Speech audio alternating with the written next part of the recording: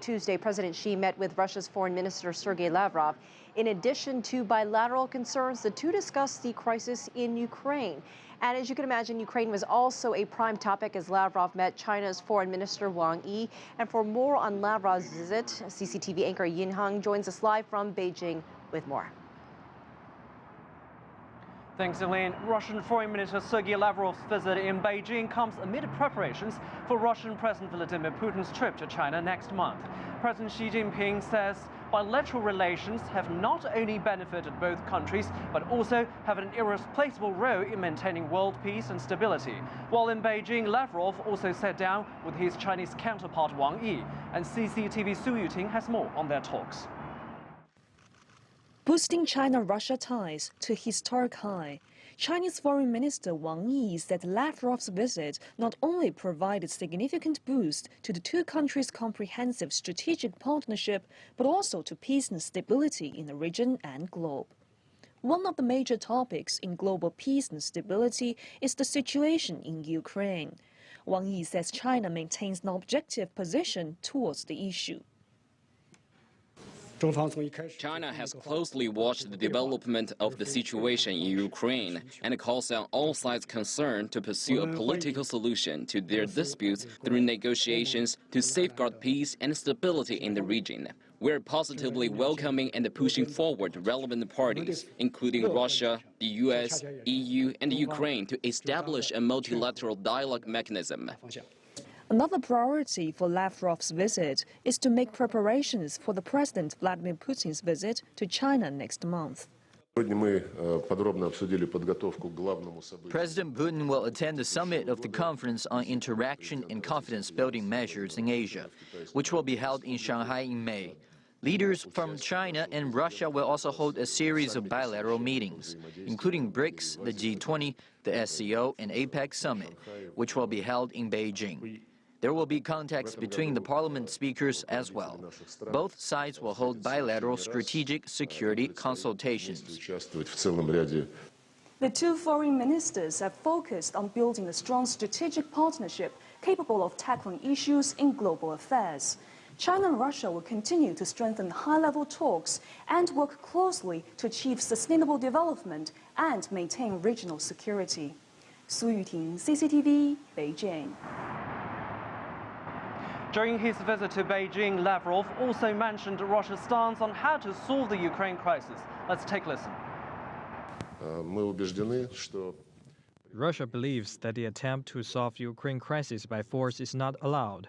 In order to solve the crisis, constitutional reform should take place, and at the same time, the interests of all sides should be taken into consideration.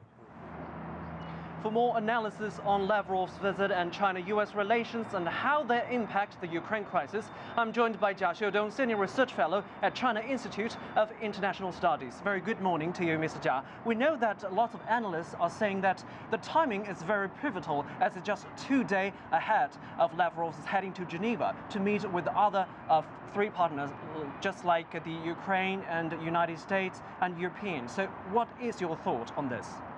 Well, the primary purpose of Foreign Minister Lavrov's visit to Beijing is to prepare for the state visit of President Putin in May this year.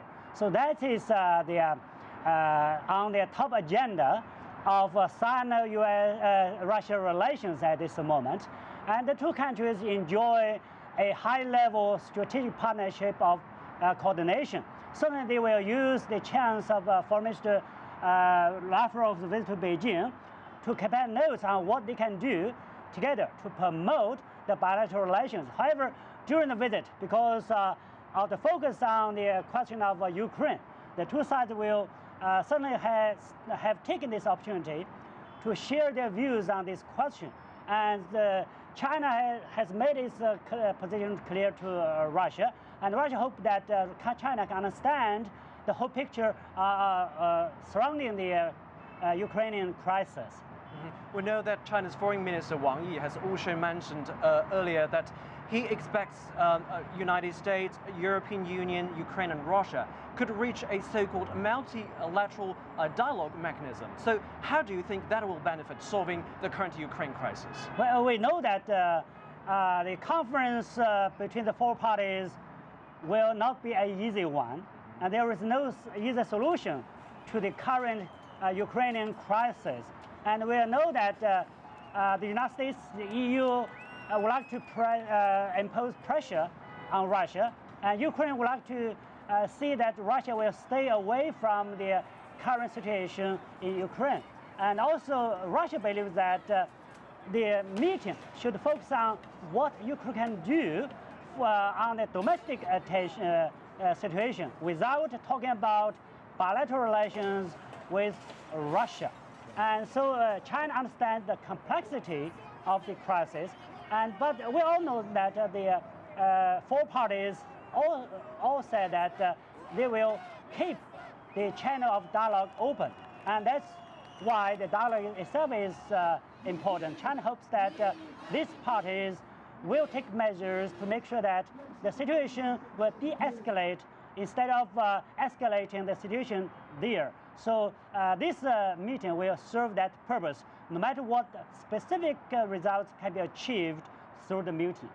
Mr. Jia, thank you very much for joining us on CCTV News. And Eileen, that's all from me in Beijing. Back to you in Washington, D.C. All right, Yin Hong reporting for us in Beijing.